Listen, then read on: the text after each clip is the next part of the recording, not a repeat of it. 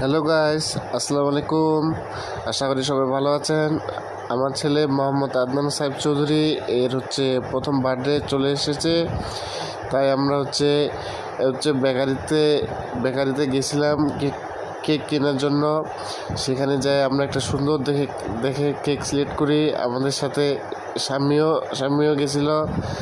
স্বামী আর আদনান একসাথে ছিল সেখানে যে কেকটা সিলেক্ট করার পরে রাহাত আঙ্কেল বললো এখানে উনি সুন্দর করে নাম লিখে দিবে। তাই এটি আদনান নামটা সুন্দর করে লিখে দিল। নামটা লেখার পরে আমরা বেকারিতে আরও শুভ জন্মদিন বেসিক অনেক কিছু আমরা সবাই মিলে কেনাকাটা করি। তারপরে কেনাকাটার পরে আমরা বাসায় আসি। এই যে রাহাত আঙ্কেল, তিনি একটা অনেক ভালো মানুষ। এই যে দেখুন গাইস, সুন্দর করে কেকটাতে নামটা লিখে দিচ্ছে আদনান সাহেব। আঙ্কেল বলছিল নামটা বাংলা থেকে লিখবে না ইংলিশ থেকে। আমি তখন বললাম না আঙ্কেল, ইংলিশ থেকে লিখে দেন, সুন্দর দেখাবে। তাই তিনি আঙ্কেল যে সুন্দর করে আদনান নামটি লিখে দিল। তো গাইস, সবাই ভালো থাকবেন, সুস্থ থাকবেন।